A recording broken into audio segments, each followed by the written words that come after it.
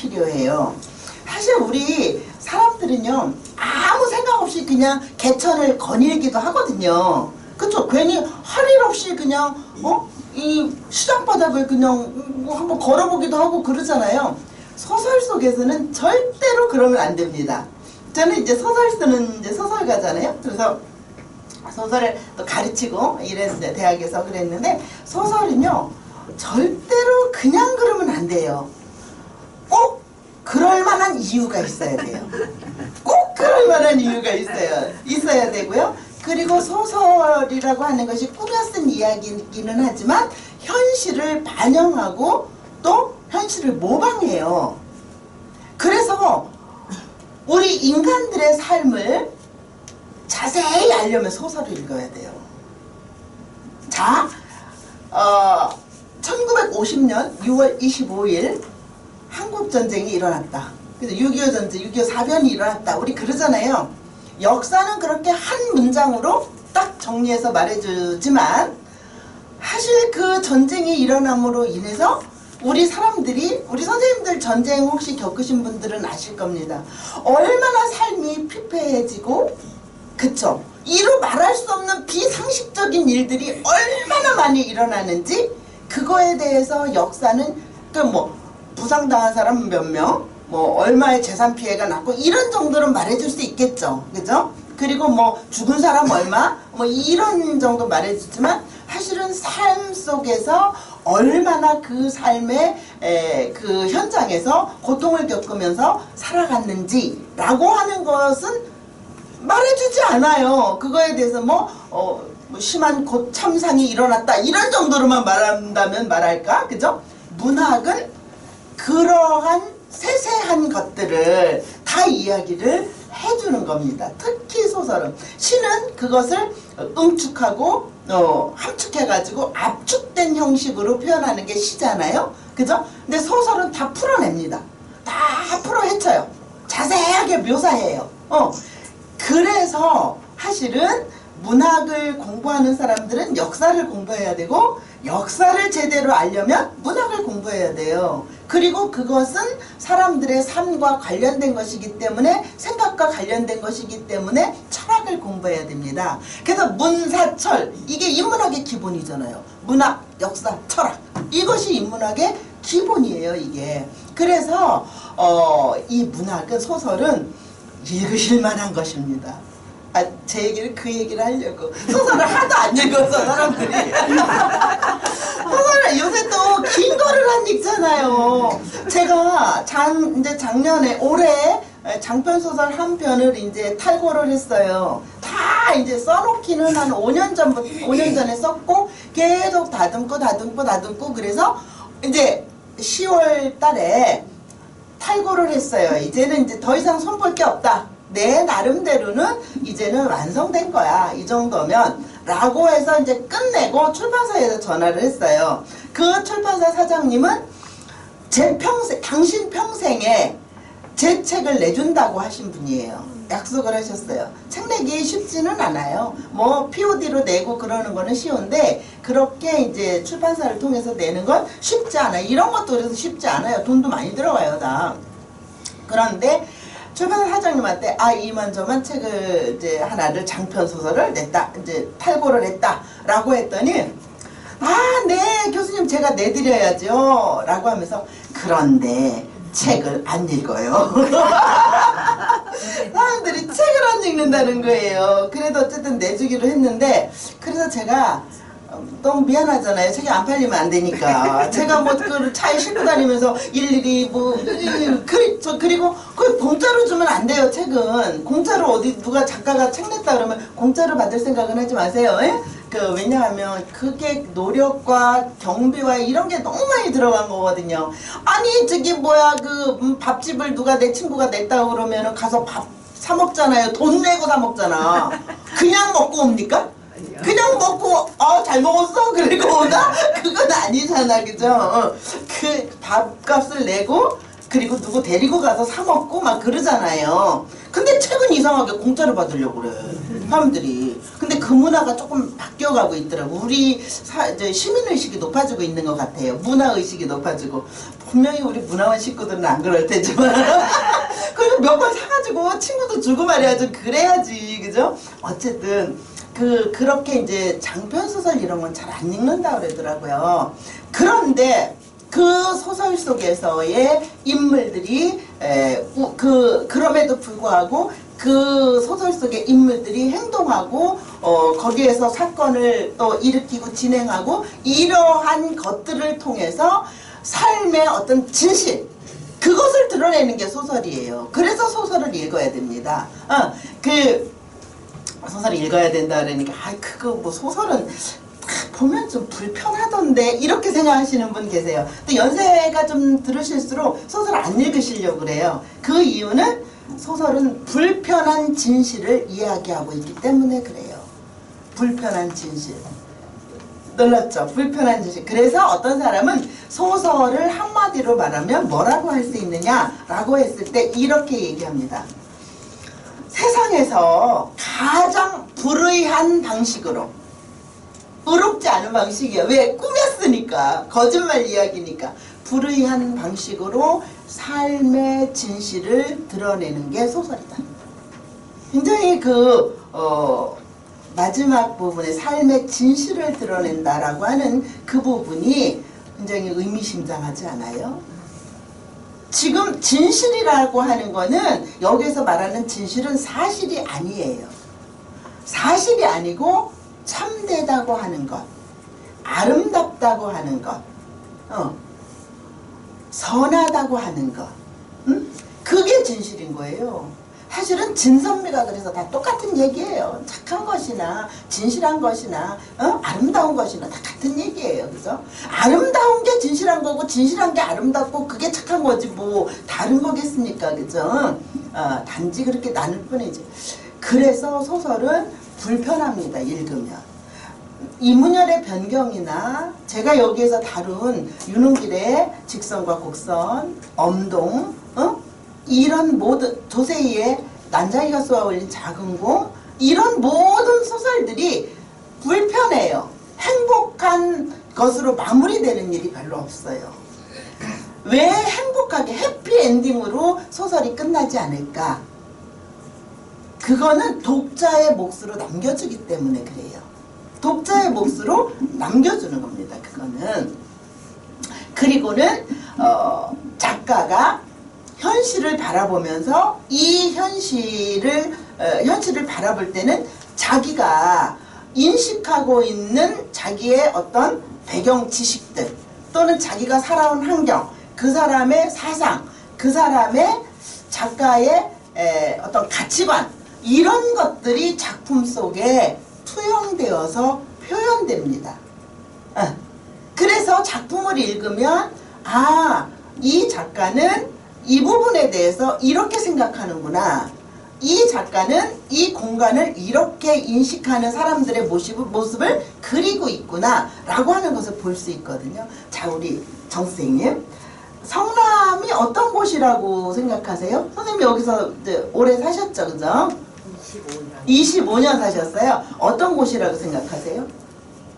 성남은 되게 여러 가지 모습을 가지고 있어서 네. 제가 안다고 생각했는데 까보면 또 다른 모습이 나타나고 또 네. 다른 모습이 나타나고 그러는 것 같아요. 네네네. 그러니까 어찌 보면은 성남은 비밀이 많다? 그거는 아닌가요? 양파 같다. 네네. 양파. 그만큼 새로운 것이 계속 나오는 거는 좋은 거예요. 우리 문학 연구가들도요, 어떤 사람의 작품을 연구할 때, 연구하면 연구할수록 연구할 게 나오는 작품을 좋아해요. 그런 작가가 있어요. 그런 작가가. 선생님은 어떠세요? 성남이 어떤 것이에요? 선생님이 생각하는 성남. 정답은 없습니다. 저는 그냥 네. 성남 아까 저기 원장님도 말씀하셨듯이 네. 처음에 낙후되고 이랬었지만 지금 네. 대한민국의 최고의 네. 성남이라고 좀 자부하고 있어요. 네, 좋습니다. 우리 한 선생님은 성남 어떻게 한마디로 말씀하신다면?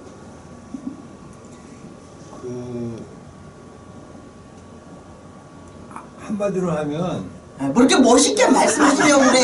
그냥 대충 하셔. 또 들어온 사람들이 네. 원래 여기 밖에 살던 사람보다 많아가지고 네.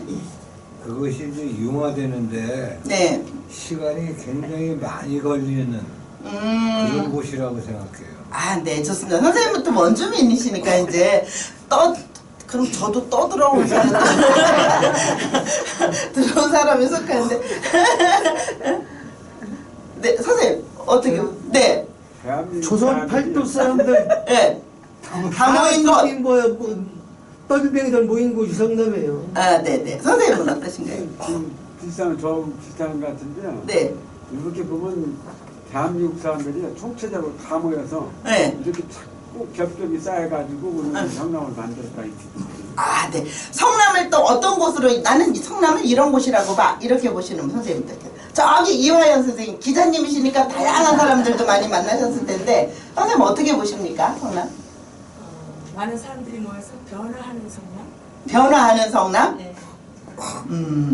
조 선생님 어떻게 보세요? 저는 이제 아까 회장님 말씀하셨듯이 이게 전국에서 모여들었잖아요. 네. 사실은 좀 이렇게 어려움과 실패했던 사람들이 많이 모였는데 네. 제가 이렇게 보면서 그 사람들을 보면서 느낀 게 모든 사람들이 지금 인생에서 선생님 같아요. 아는 게 너무 많고 뭐든지 그 실패해도 다시 또 오뚜기처럼 일어나고 이제 난 혹시 제가 이제 한 번은 또 한면이 가는 데 가서 그런데 안 가는 데 가서 이렇게 물질을 하고 있는데 옆에 계신 분이 소 얘기를 막 하시면 농촌에서 오셨나 봐요. 네. 막 하는데 완전히 전문가시고 제가 이렇게 30분을 하는 사람을 너무 옆에서 많이 배웠어요. 네. 그러니까 모든 사람들이 인생에서는 정말 선생님 그리고 좌절하지 않고 어떻게 일어나는 그런 게 저는 굉장히 존경스럽고. 아, 그럼 살기 좋은 곳이라고 보시네요? 그러니까 긍정적으로 보시네요? 굉장히 많이 살기 좋아졌죠. 아, 좋아졌다고? 네, 처음에는 한 15년 전만 해서 제가 여기 있는 사람들은 같이 세 가족이 이제 해외를 갔어요. 네. 근데 이제 저는 분당 살고 그분은 이쪽 군시까지 살았는데 사람들이 우리나라 사람들은 어디 해외 가면 꼭 물어보잖아요. 어디서 왔어?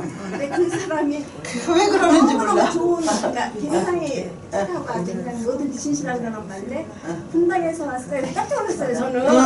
그러니까 그 성남이라고 말하기가 창피했던 거예요. 그랬는데 알겠습니다. 지금은 아주 자랑스럽게 다 네. 선생님은 어떠신가요? 성남이 어떤 곳이에요? 저는 이제 처음 인상은 네. 굉장히 성남 왜 오셨어요? 성남에. 성남이요. 분당이 좋다고 그래서 분당에 아, 좋다고 그래서. 그래서 이제 왔는데 처음에 인상은 굉장히 뭐라 그럴까 제가 서울에 살다가 네. 근데 처음에 발을 디뎠을 때는 굉장히 뭐 힘들어 보이는 모습만 봤는데 사실 분당이라는 곳에 와서 보니까 너무 쾌적하고 살기가 좋은 네. 곳이다라고 네. 이렇게 이제 느꼈는데요. 살다 보니까 더 좋아져? 아니? 더는 좋아져요. 더는 좋아지는데 응. 사람과 사람의 그런 아까 여기도 얘기했지만 구시가지와 신시가지의 그 갈등 그런 것들이 네네. 좋아지려면 시간이 많이 걸리겠구나라는 거를 네. 그러니 남북 통일되기 어렵잖아요. 그것도 안 되는데 구시가지와 신시가지 뭐 다를 게 있다, 그죠? 아, 네, 선생님 어떠세요? 네, 뒤에서. 저는 여기 한 15년 정도 성남에 네. 이제 이렇게 왔다 갔다 하면서 네, 초창기 한 15년 전에는 네. 사람과 대화를 잘 안 했어요. 저는 구시가지 저 태평동 꼭 아, 네, 네, 네. 좋은 곳에 사시네요. 지금은 보니까요. 네. 첫째 외교 이 중국 사람이라든가 해외 네. 다른 분들이 많이 와서 살아요. 네. 당연히보다는. 그쵸. 이게 좀 뭐 구시가지 뭐 분당 이렇게 따질 게 아니라 제가 현재 살고 있는 이 지역에는 네. 전 세계 사람이 와서 사는 것 같아요. 한쪽은 이렇게 되고 이렇게. 그리고 사람마다의 그 생각이 달라서 그런지 이제는 많이 대화를 많이 해요. 옆집 사람들하고. 그전에는 사람들하고 처음에는 얘기도 못했어요. 왔을 때는. 근데 지금은 이제 나이가 좀 들어서 그런지 몰라도 오래 살았을지 몰라도 옆 사람들하고 많이 대화를 하기 때문에 불편한 게 별로 없는 것 같아요. 다른 지역보다는 성남은 이게 병원도 많아요. 네, 네, 그쵸. 모든 조건이 이 행길 거리를 가면은 다 필요한 게 있어요. 근데 이 말씀을 듣고 보니까 교육을 너무 잘 받으신 거, 문화원에서 너무 교육을 잘 받으셨나봐. 다 긍정적으로 말씀해 주시는데요. 네, 좋습니다. 예, 좋습니다, 선생님. 저 하나만. 네, 네. 제가 며칠 전에 이제 성남에 살다가 네. 광주 이쪽 응. 이쪽으로 이사 간 사람들을 이제 같이 이제 모임이 있어서 응. 만났는데 그 사람들이 글로 가서 너무 불편하고 응. 차길이 완전히 막혀서 네. 쇼핑을 하면 굉장히 막힌대요. 그리고 집값도 엄청 차이 나잖아요. 네. 그래갖고 성남에 그냥 살고 있는 사람들 너무 부러워하더라고요. 그런가 봐요. 네네네, 좋습니다. 네. 선생님, 성남에 성남 원주민이신가, 선생님? 저는요. 예. 성남에 너무 일찍 와가지고. 아, 일찍 오셨어요? 제가 근데 그때 오실 때 왜 오셨어요? 저는 69년도에 네. 처음민으로 여기로 왔거든요. 아, 그때 제가 그러시구나. 그 당시 제가 고등학교 2학년이었어요. 아. 고등학교 2학년인데 그럼 서울에 사셨군요. 서울에서 고등학교를 다니다가 네. 69년도 말이에요. 네, 그렇죠. 여기를 들어왔거든요. 예, 예. 선발 때거든 제일 먼저. 그렇지. 들어왔는데 고등학교 2학년 다니다 여기로 오니까 학교 다니는 게 너무 힘들겠다. 학교까지 한 2시간 안 걸렸어요. 아, 그렇지. 예, 예. 서울로 다녀요. 너무 그 계단에 한 다리가 그 강나루 다리 하나밖에 없었어요. 네. 그 당시에요. 네. 너무나 그때 뭐랄까 아프대서 고생도 많이 하고 그러다 보니까 지금 올해 53년 됐거든요. 야. 53년 됐는데 지금 나 이제 70 넘었잖아 저도. 네. 그러다 보니까 아, 뭐 연세를 안 물어봤어요. 그렇게 안 돼 보이시는데. 53년째인데 네. 그때 너무 고생해갖고 온 게 지금 이제 아직까지 살고 있거든요. 네. 그러다 보니까 그때는 고생했지만은 지금은 이제 부를 가진 거예요. 네, 그렇죠. 조그마한 어렵게 살다가 그러다 보니까 저는 성남이 고마운 거예요. 아, 네, 네. 그러니까 이제 저도 그 고향이잖아요. 그치? 예, 그렇죠. 그러니까 어디 가기가 싫어요 이제. 근데 여기서 죽을랍니다. 아, 그렇죠. 네, 선생님은 이제 철거민으로 이제 철거돼서 네. 오셨죠. 우리 문학작품 속에 여기 나오는 그런 인물들도 그런 인물들이 있거든요. 네, 선생님은 어떠셨어요? 성남이 어떤 곳으로 선생님이 생각이 드세요? 우리 성남은? 성남 저는 네. 제 이웃 고향. 아, 애정을 갖고 계시네요. 그죠? 애정이라기보다는 제 이웃 고향. 제 말을 또 왜 부정을 하셔요? 태어난 곳이 여기가 아니니까. 태어난 곳은 변할 수가 없지만. 네, 그렇죠. 제 이웃 고향은 바뀔 수가 있거든요. 그쵸. 근데 지금은 바꿀 수가 없다는 거예요. 이만한 데가 없어요. 이만한 데가. 그럼 어떻게 바꿔요? 그쵸. 마무리를 해야지. 인생을 마무리해야지. 아, 네, 좋습니다. 선생님도 굉장히 긍정적으로 보시는 거예요. 그죠? 네. 이만한 살기 좋은 것을 돈이 중요한 게 아니라 어디를 가도 찾지를 못해요. 네, 네. 교통으로 보나 문화로 보나 여기서 그쵸. 서울 부러울 거 없잖아요. 네, 그렇죠. 네, 좋습니다. 네, 네. 그래서 제 이웃 고향이 나와요. 아, 예, 좋습니다. 선생님은 성남을 어떻게 보세요? 나도 사모님이 말씀하신 게 뭐냐, 네, 태국에 놀러 갔는데 네, 이제 고향을 어디서 왔냐고 이제 물어보잖아요. 네, 친구가 분당에서 왔다 그리라고. 네. 그리고 내가 살면서 약간 좀 고통을 느꼈어요. 네. 우리 제 안식구가 여기 성남 들어와서 결혼했는데 80년대. 성남이 싫다고 여기서 살면은 뭐 애들 교육도 그렇고 뭐 그것 때문에 엄청 막 내가 그냥 막 짜증이나 막 고통을 느끼다시피 했어요.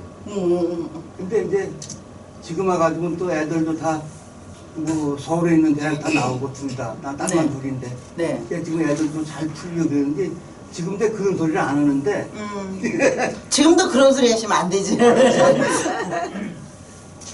나는 고향이 파주인데 네. 나는 고향이 지금 난 성남으로 다 이렇게 마음 먹고 있어.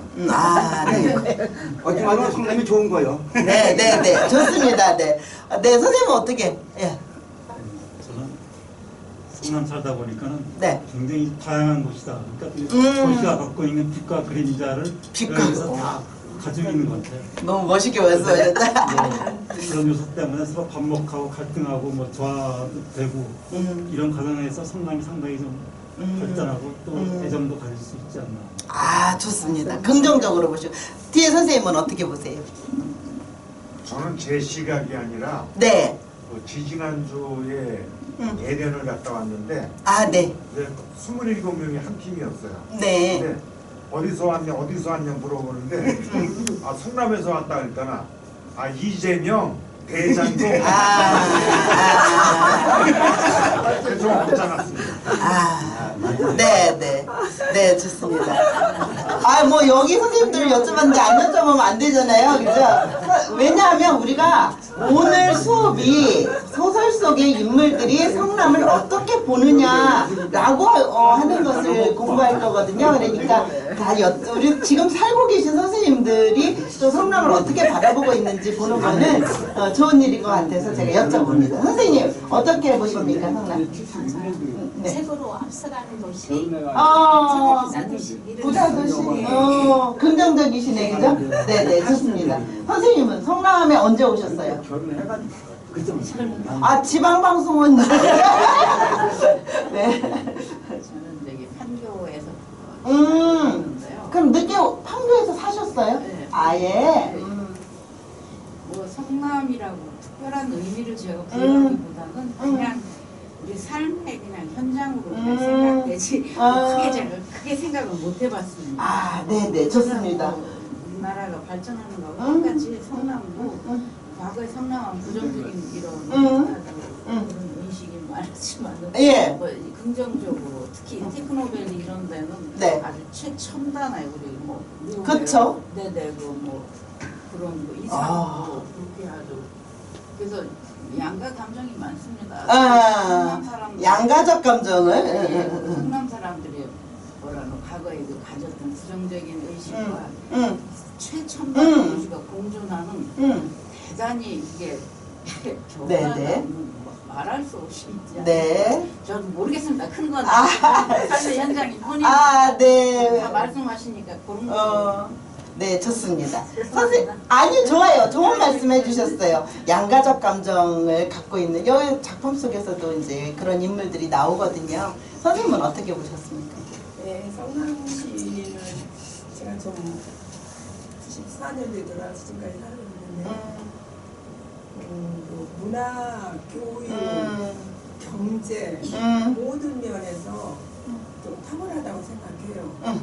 이제 갖춰져 있는 게 많고 사람들이 뭐랄까 이렇게 가라앉지 않고 항상 성장하는 성장하는 마인드가 있는 것 같아요. 그리고 이웃을 배려하는 그런 봉사하는 그런 마음들도 많고요. 그래서 부를 가진 사람이나 가난한 사람이나 좋은 그런 도시라고 생각합니다.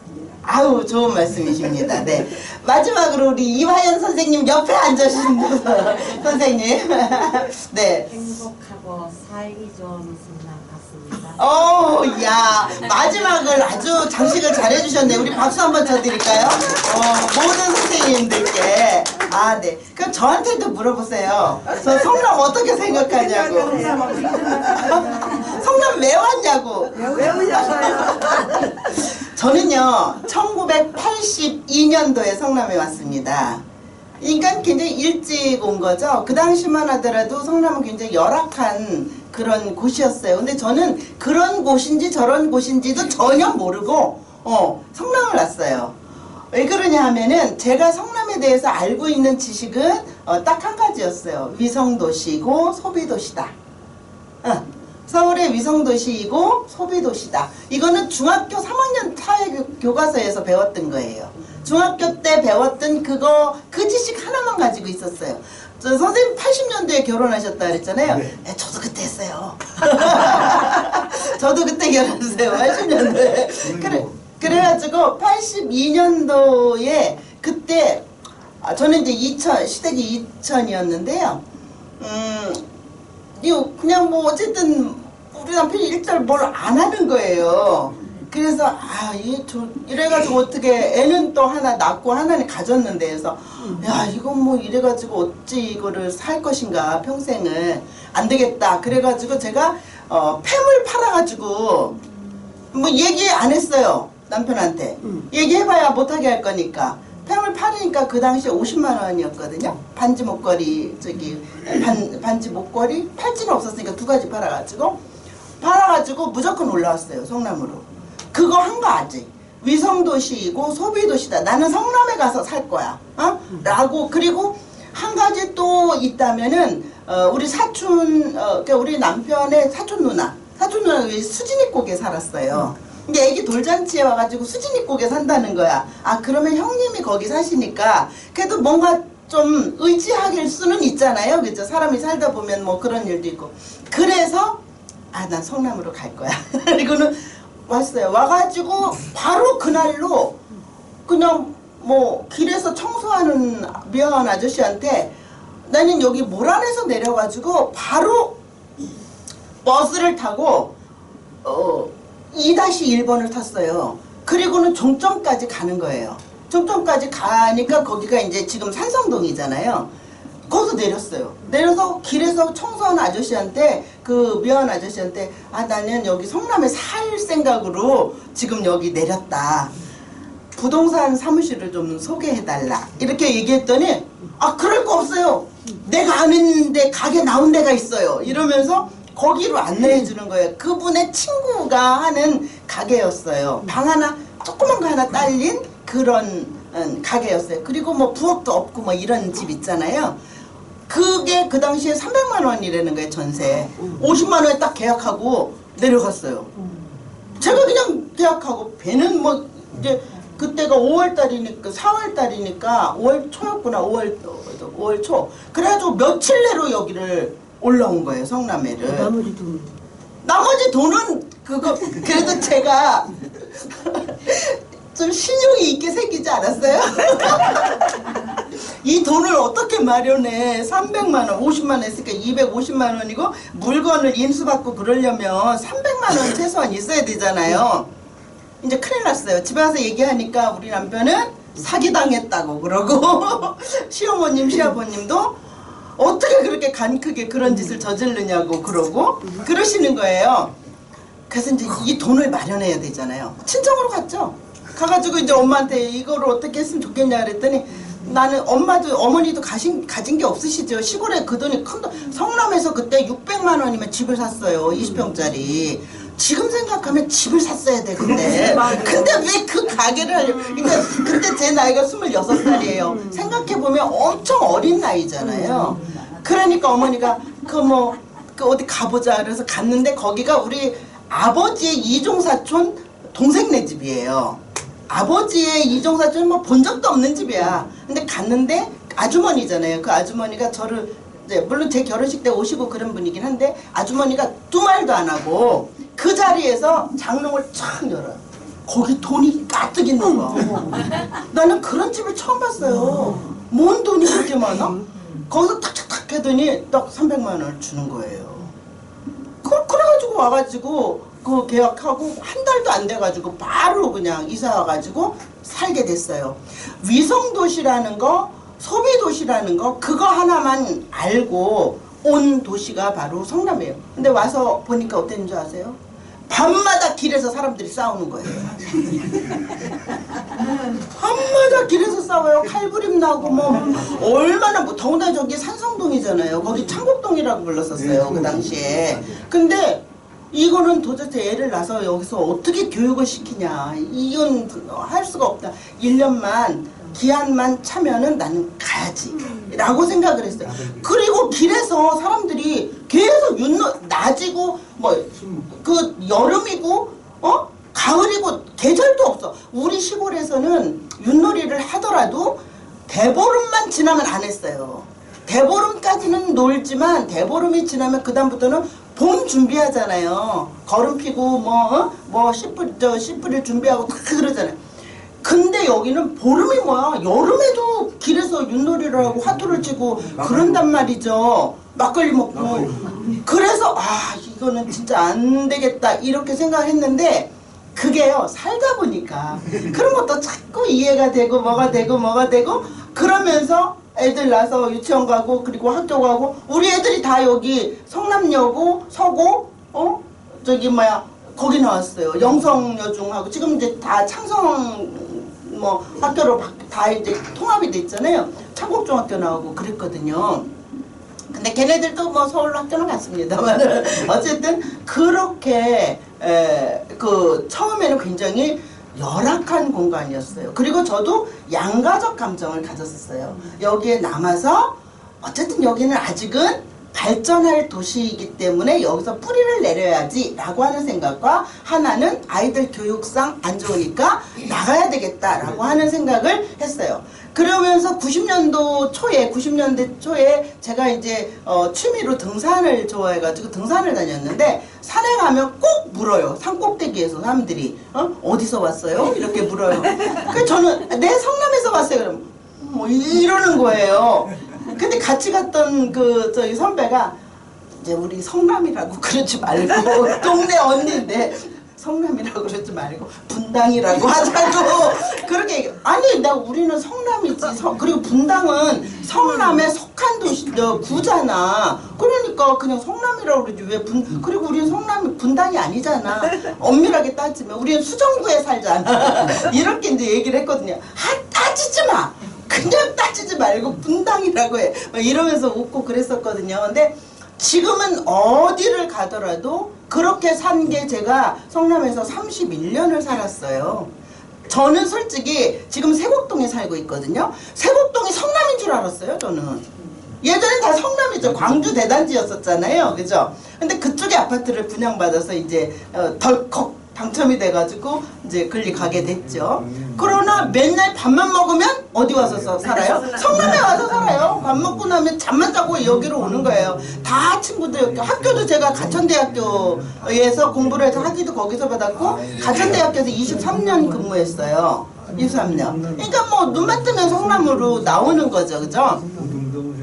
그러다 보니까 지금은 어디 사람들이 뭐 아직도 성남에 살고 있죠? 그럼 예 그냥 그럽니다. 뭐 굳이 뭐 행정구역이 어디라고 말할 필요는 없잖아요. 그만큼 우리 성남은 이제 어디 내놔도 조금도 부끄럽지 않은 도시로 성장했어요. 그리고 우리 저 뒤에 선생님 대만 가셨을 때 그런 말 들으셨다고 해도 뭐 어쨌든 또 긍정적으로도 보십시다. 그래서 알려졌다 라고 하는 생각. 근데 좋은 의미로 알려져야 되겠죠, 그죠?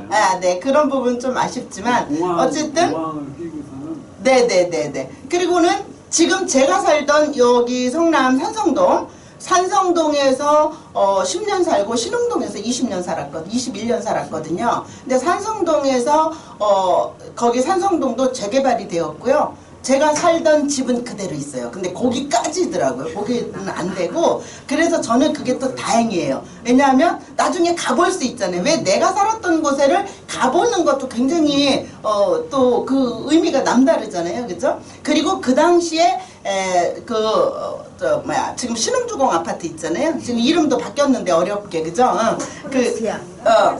포레스티아인가? 그죠? 그렇게 바뀌었는데 아파트 분양할 때도 우리도 할까 말까 했었어요. 근데 돈이 없어가지고 그 당시에 가진 게 없어서 그래서 못했거든요. 그랬는데 지금 이제 다시 재개발돼서 그렇게 또 됐죠. 그리고 신흥동에 제가 살던 데가 희망대공원 밑에거든요. 바로 청소년 수련관 있는 근처. 거기 지금 엄청나게 새로운 신도시가 만들어졌어요. 근데 좋은 데서만 사셨네요. 좋은 데서 산 거예요. 아니 근데 세곡동은 정확하게 지금 강남구입니까? 네네네, 강남구. 강남구가 맞아. 지금 그거하고 아기였어. 자꾸 성남시대를 행정고시가. 거기가 제가 이 성남의 세곡동 다 강남구예요. 네네, 그 명칭 이제 행정구역은 그렇죠. 근데 제가 성남 문화를 연구하다 보니까 다 같은 문화권이에요. 여기가 저기 양재 뭐 저쪽 뭐 몽촌 도성 있는 그쪽으로부터 하남 뭐 이쪽에가 광주까지가 우리 성남까지가 다 하나의 문화권. 보건사까지 다 뭐. 그렇죠. 네, 그래서 너를 광자 광주잖아요. 그죠? 네. 그 너른 고을 광주, 그죠? 저 아래는 빛고을이고, 그죠? 그렇게 성남에 저도 사람들이 처음에 왜 왔냐라고 저한테 묻는다면 저는 꿈을 찾아서 왔습니다. 여기에서 뿌리를 내리고 여기에서 아직은 그렇게 개발되지 않은 이곳에서 제가요 70년대 초에 서울에서 있었거든요. 그때 서울에서 그 73년도 뭐 이때죠. 그때 보면은요, 그 버스 정류장에 광주 대단지행이라고 써 있는 그 편말을 보면서 서울에서 살았어요. 근데 그게 광주 대단지가 저는 여기인지 몰랐어요. 광주 대단지가 성남이 광주 대단지잖아요. 근데 이거 뭐 광주 대단지 그러면 저 아래 광주를 가는 건가? 근데 사람들이 왜 거기서 여기까지 이렇게 버스를 타고 다니지? 그런 의심을 했었어. 의문점을 가졌었거든요. 그럴 정도로 저도 무지했어요. 전혀 알지 못하는 그런 곳이었는데 저는 꿈을 찾아서 왔고 결국에는 성남에서 이렇게 뿌리를 깊이 내리고 이렇게 살아가고 있습니다. 지금 이 나이가 되도록 이 나이 뭐 나이는 묻지 마시고요. 그런데 아무튼 성남에 와서 이렇게 살고 있는데 우리가 이 소설 속에 나오는 인물들도 보면 제가 여기 선생님들 가지고 계신 교재를 보면은 148쪽입니다. 우리 이 논문집 보면은 여기 보면 소설에 나타난 작중인물의 공간적 배경인식 연구 그래갖고 성남을 중심으로 이렇게 쓰여 있잖아요. 그죠? 그러니까 소설 속에 나오는 그 작중인물들이 성남이라고 하는 이 공간을 어떻게 인식하고 있는가라고 하는 것에 대한 이야기가 바로 이 논문입니다. 선생님 우리 조금 일찍 끝내달라고 그래서 그죠? 네, 그래서 쉬는 시간 없이 그냥 선생님 어때요? 우리 뭐 그저 쉬는 시간 없이 하고 수료식 때문에 조금 일찍 끝난다고 그래서 보십시오. 거기 보면은 이게 논문이기는 하지만 저는 이 수필처럼 좀 잘 읽히도록 그렇게 쓰려고 노력을 했어요. 왜냐하면 논문식으로만 자꾸 쓰면 일반인들이 안 읽어요. 연구하는 사람들은 읽는데 그래서 재밌으니까요. 꼭 읽어보시면 지금 읽어보실 것이기 때문에 굳이 디테일한 부분들은 말씀드리지 않고요. 사실 사람이 살아가는 이 공간이 굉장히 중요합니다. 그러니까 소설에서도 마찬가지예요. 소설에 있는 인물들이 살아가고 있는 공간, 그게 바로 장소거든요. 어느 곳이거든요. 근데 성남에 살아가고 있는 인물들을 중심으로 해서 저는 이제 이 논문을 이제 연구를 했는데요. 여기 보면은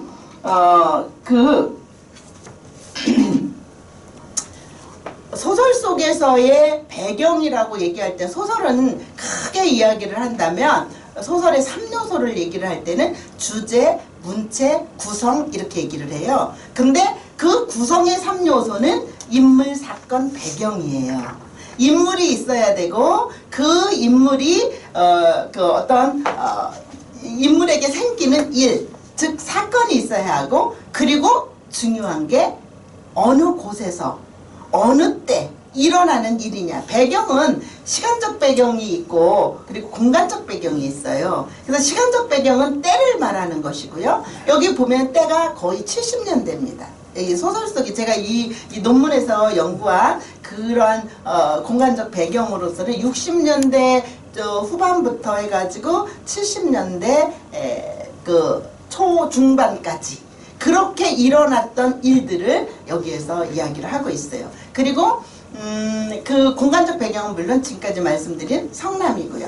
그렇게 보는데 80년대 성남으로 80년대 초반까지도 나와요. 어떤 인물에서 나오냐면은 그 변경에 나오는 인물들 그리고 아홉 켤레의 구두로 남은 산에는 70년대 배경인데 직선과 곡선도 70년대 배경이고 엄동이나 뭐 이런 데는 거의 80년대 언저리입니다. 그래서 그렇게 나오는데 그 사람들이 어떻게 성남을 인식하고 있나 보면은 아까 여기 선생님 말씀하신 데서도 나왔지만 긍정적으로 인식하는 게 하나 있고요. 부정적으로 인식하는 게 하나 있고 그 다음에 양가적으로 인식하는 게 있어요. 그러니까 긍정적으로 인식한다라는 거는 아까 저는 꿈을 찾아서 왔다 그랬잖아요. 그죠?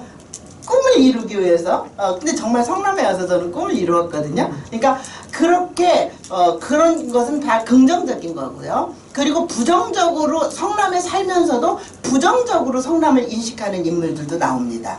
예를 들면 엄동에 나오는 박 선생이나 이런 사람은요. 아 내가 빨리 가야지. 어디로? 서울로. 여기는 잠시 그냥 머무를 뿐이야. 나는 떠날 거야. 라고 얘기를 한다면 거기에 나오는 정영순이라는 인물이 있어요. 아가씨인데 그 사람은 엄동에서 말하는 그 박선생이라는 그 인물, 부정적으로 인식하는 그 인물과 달리 이 정영수는 두 가지 감정을 가지고 있어요.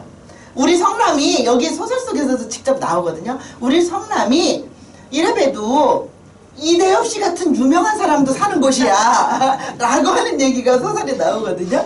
우리 성남에 유명한 사람도 살아요. 이러니까 유명한 사람? 그게 누군데? 이대엽 씨 모르세요? 이대엽 씨 살아요. 이렇게 그때 영화 배우였었잖아요. 나중에는 이제 시장까지 하시게 되는 분이잖아요. 그런 이야기가 나와요. 그런데 이야기가 깊어지면 깊어질수록 영순도 그렇게 얘기해. 처음에는 여기 이렇게 살만한 곳이고 이만한 곳 없다라고 얘기를 하지만 나중에 진심을 털어놓고 이야기할 때는 우리 아버지는 늘 여기를 떠나기를 바란다. 서울로 가기를 꿈을 꾼다. 라고 하는 얘기를 해요.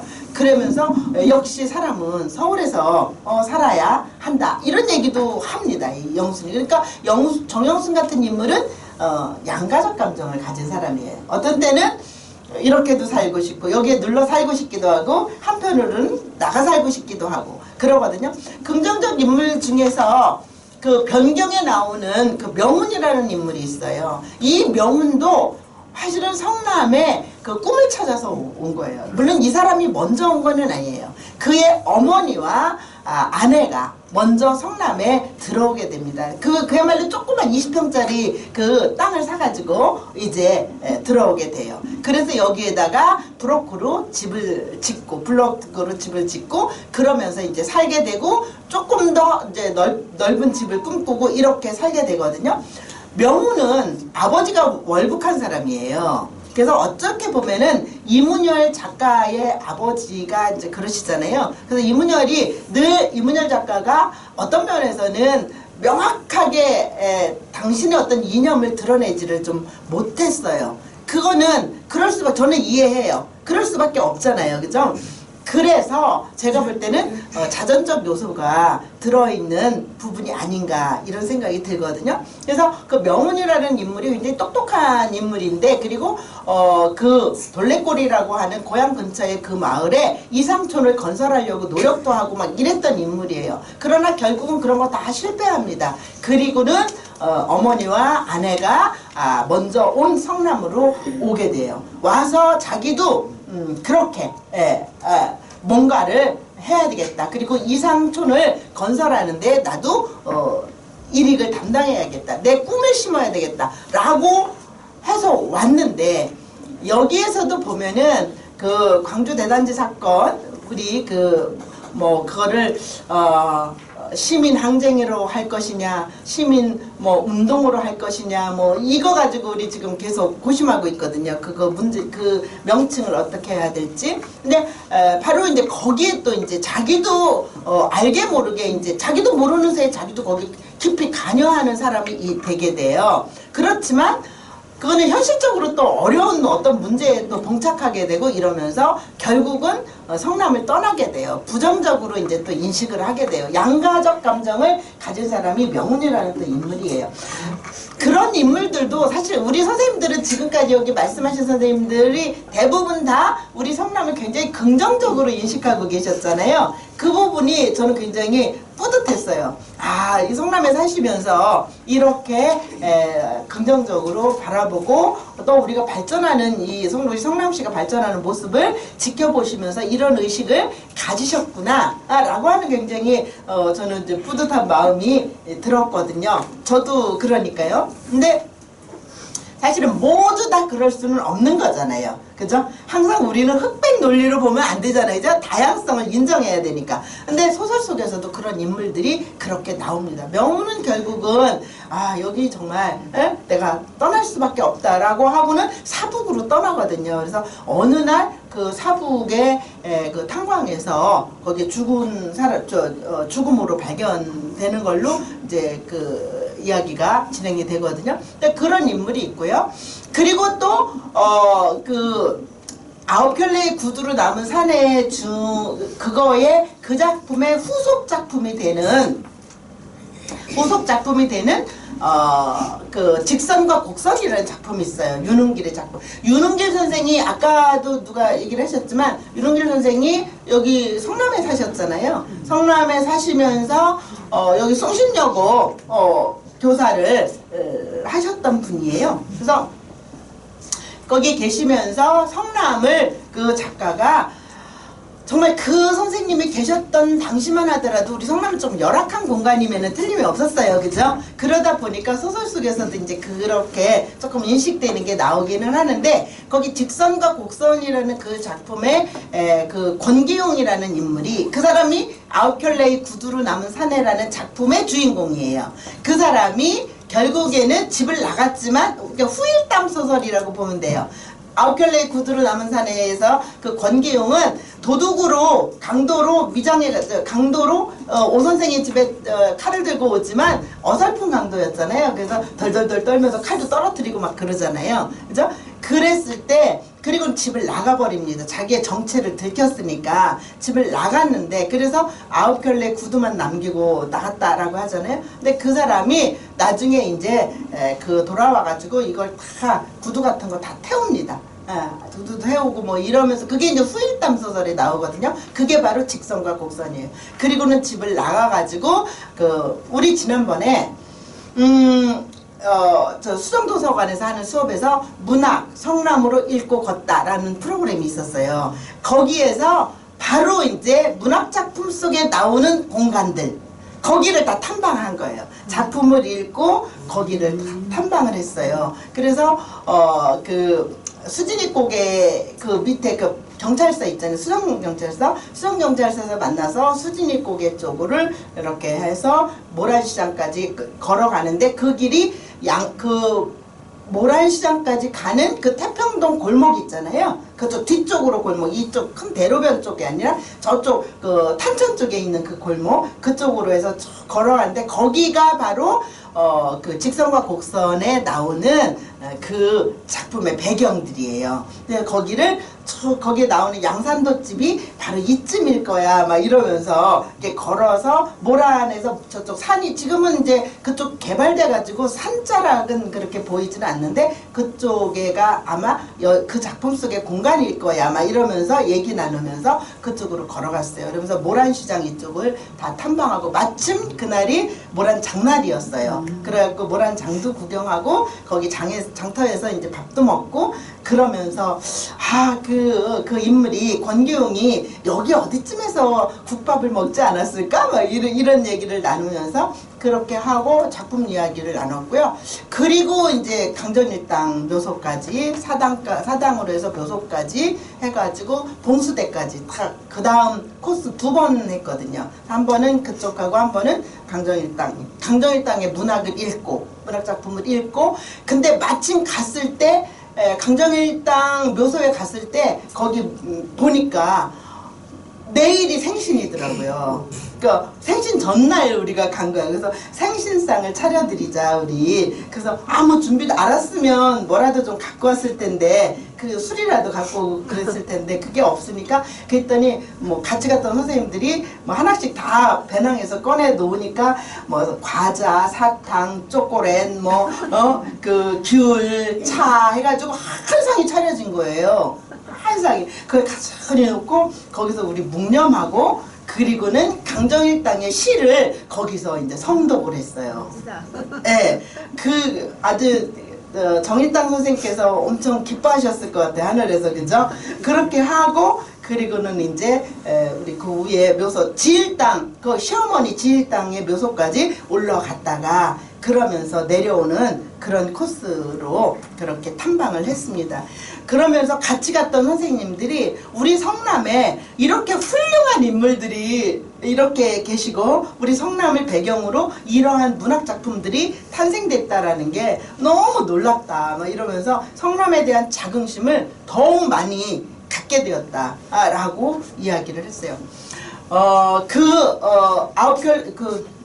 제가 약간 이거는 비약이라고 볼 수는 있는데 난장이가 쏘아 올린 작은 공이라는 작품에서 거기는 성남에 대해서 언급되지는 않아요. 근데 마지막에 난쟁이의 그 가족들이 간 곳이 성남이에요. 그 사람들도 철거민이거든요. 거기에. 그래서 그들이 간 곳이 성남이에요. 그래서 영희가 돌아왔을 때 그의 딸 영희가 그 집문서를 찾으러 남자들을 따라갔죠. 그리고 가서 뭐 우여곡절 끝에 찾아가지고 이제 왔을 때 그 옆집에 살던 아주머니가 말해줍니다. 너의 아버지는 쇠공을 쏘아 올리다가 굴뚝에서 떨어져서 돌아가셨어. 라고 하면서 너의 식구들은 가족들은 성남으로 간다고 떠났어. 라고 얘기를 해줘요. 그리고 소설은 끝나요. 끝나는데 그러면서 이제 거기에서 우리 아버지를 난쟁이라고 부르는 놈들은 다 죽여버려 뭐 이러면서 이제 끝나잖아요. 그 소설이. 근데 거기서 그들이 행한 곳이 난장의 가족들이 행한 곳이 간 곳이 바로 성남입니다.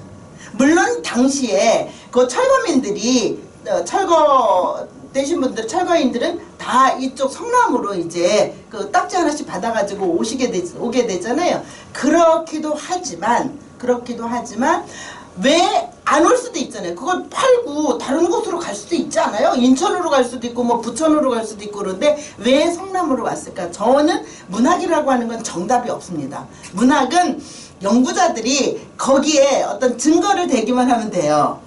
소설 속에서. 그리고 또 감상하는 분들도 마찬가지예요. 나는 근데 그렇게 보여. 나는 그 부분이 희망을 찾아서 갔다고 보여. 성남은 아직은 그 당시에 볼 때는 미개척한 곳이니까 거기 가서 희망을 심기 위해서 갔다라고 나는 생각해 라고 하면 그게 정답인 거예요.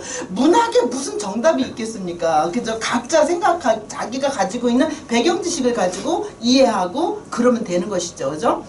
그런데 저도 그래서 약간 그 부분을 누가 비약이라고 얘기를 할 수도 있겠는데 저도 거기를 희망을 찾아서 성남에 왔다라고 저는 봤어요. 그리고 박완 선생의 지 알고 내 알고 하늘이 알것만이라는 작품이 있어요. 그 작품 속에 나오는 인물도 성남댁이라는 인물이거든요. 성남댁. 이제 성남에서 왔기 때문에 성남댁이라고 불렀는데 이분은 몸이 불편한 어떤 남자분을 그러니까 진태엄마라고 하는 분의 사람의 그 시아버지를 간호해주러 그 집에 들어갑니다.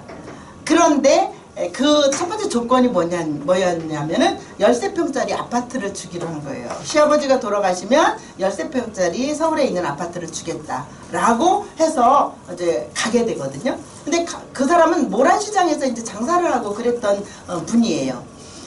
가가지고 정말 그 영감님을 온 정성을 다해서 수발을 합니다.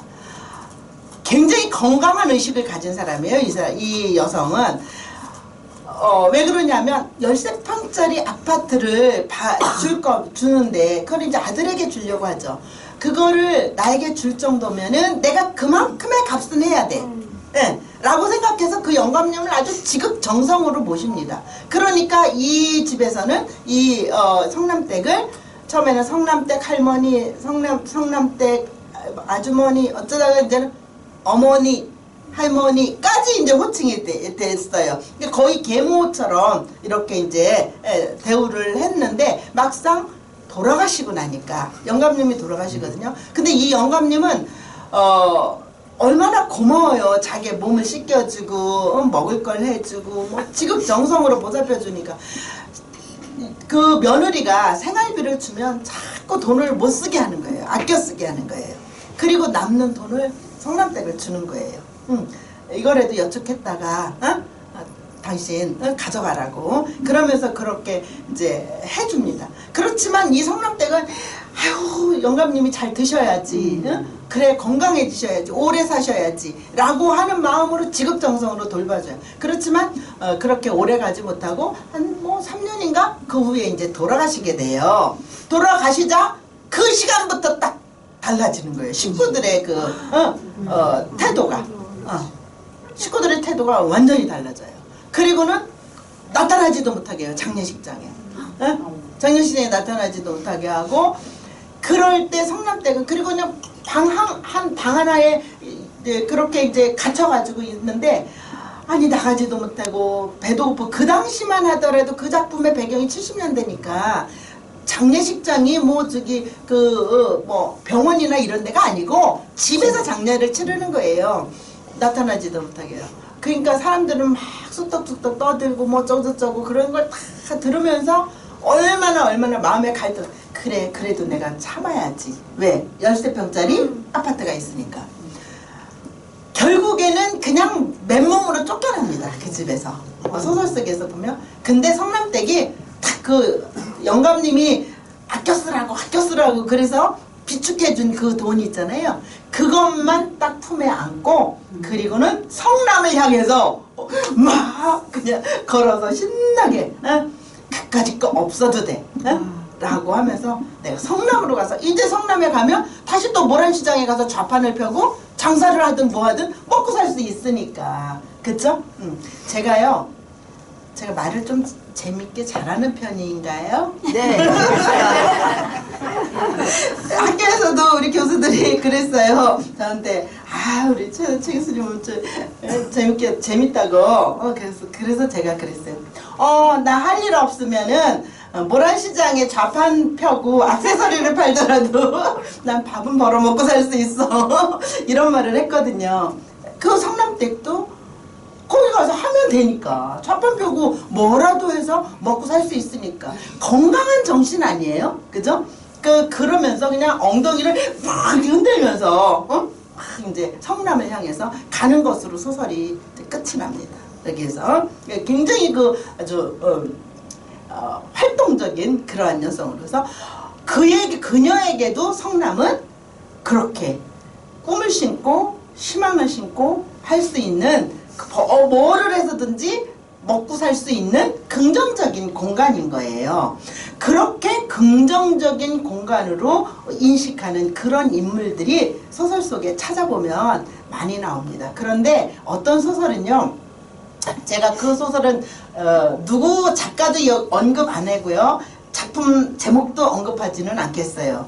내용만 굉장히 부정적으로 소설 속에서 그리고 있는 작품이 있어요. 저는 그 소설은 제가 한번 읽기는 처음부터 끝까지 읽었는데 이거는 정말 너무 부정적이야.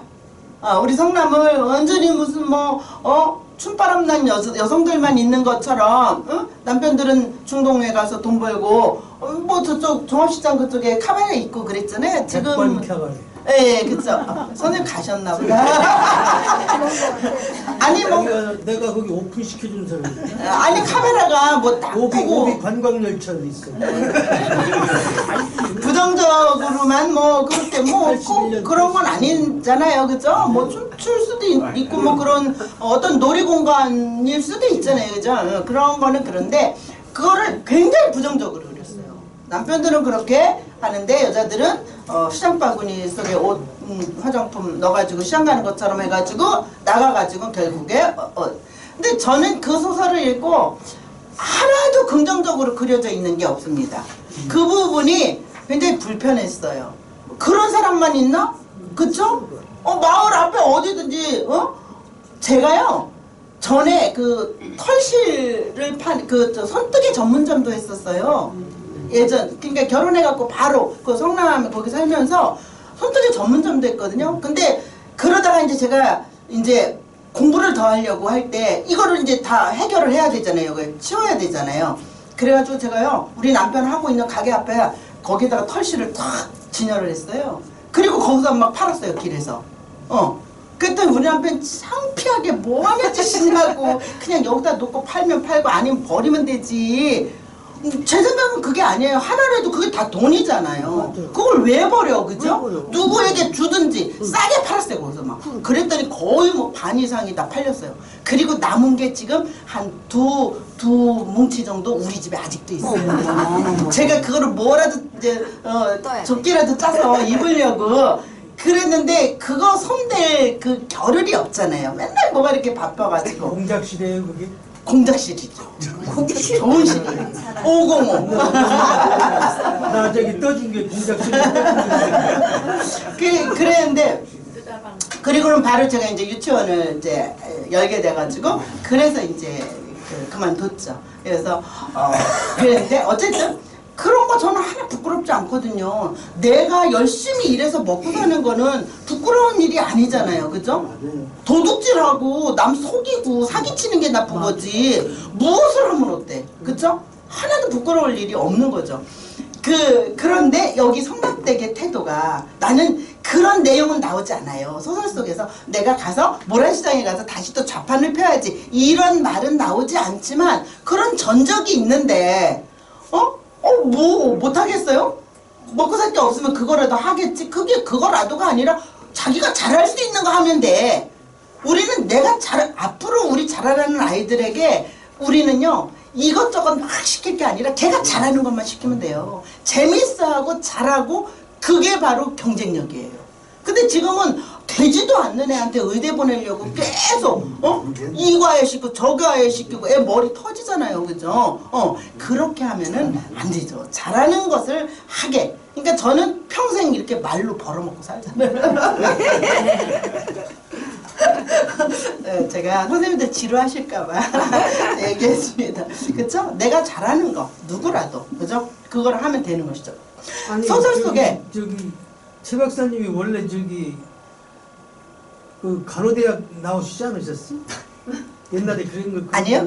유아교육 유아교육. 예, 유아교육을 전공했. 유아교육. 그래서 저기였구나. 예.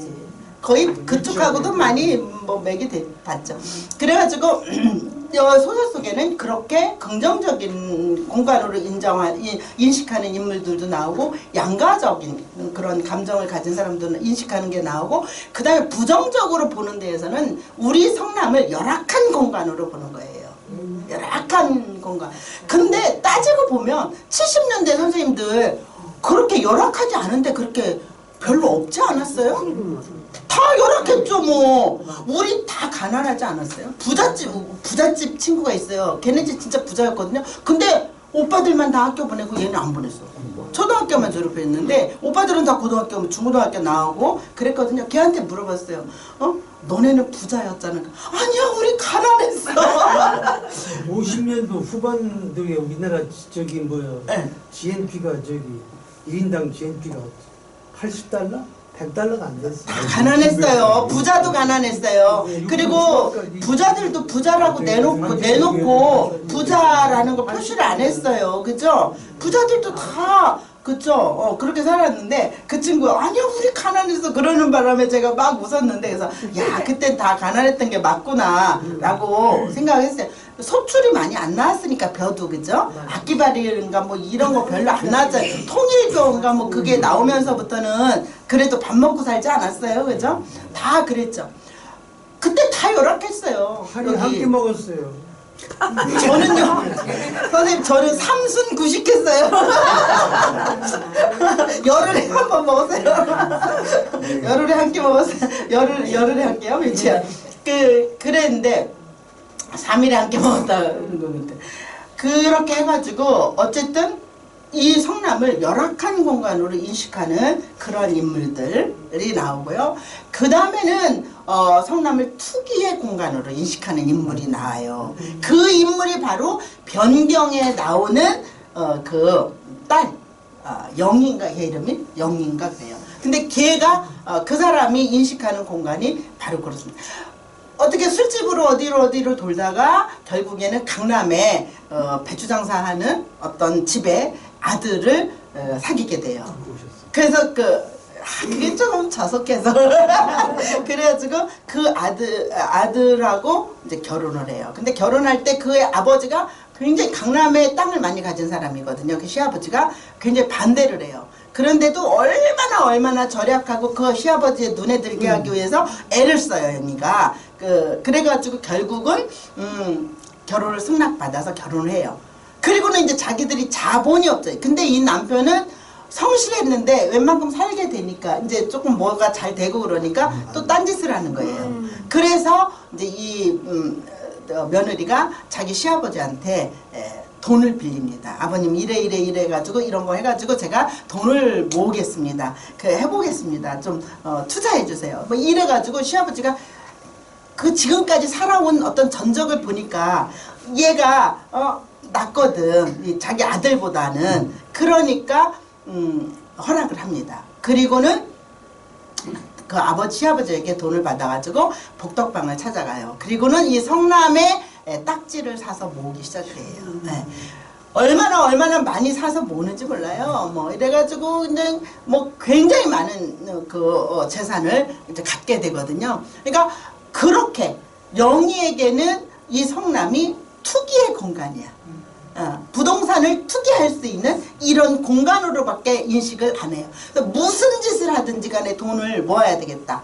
재산을 불려야 되겠다라고 하는 생각을 하거든요. 근데 사실 지금 뭐 따지고 보면 그런 쪽에 눈이 빨리 떴던 사람들은 지금 다들 부자가 됐어, 그죠? 거부가 됐고, 저는 성남에 그때 와서 성남에서 집을 샀어도 되는데 그러지 않고 저는 집이라고 하는 거는 내 돈을 가지고 사는 거다라고 생각을 했어요.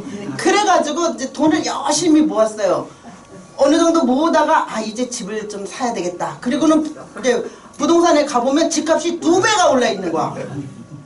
그러니까 집을 못 사죠. 안 되겠다. 또 열심히 모아요. 그랬더니 또 3배가 올라가 있는 거야.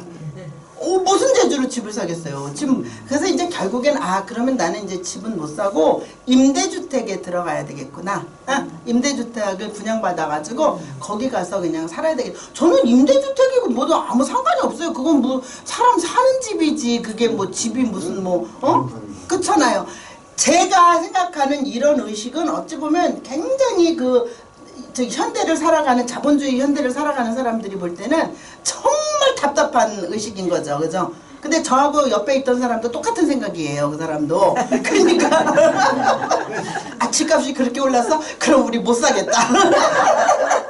그리고 못 사고 그러다가 집이 없기 때문에 근데 나중에는 애들이 결혼할 때가 되니까 30살이 막 되고 그러니까 걱정이 되는 거예요. 이거 집 하나도 없다가 이제 어떻게 애들 결혼시키지? 이런 생각이 드는 거예요.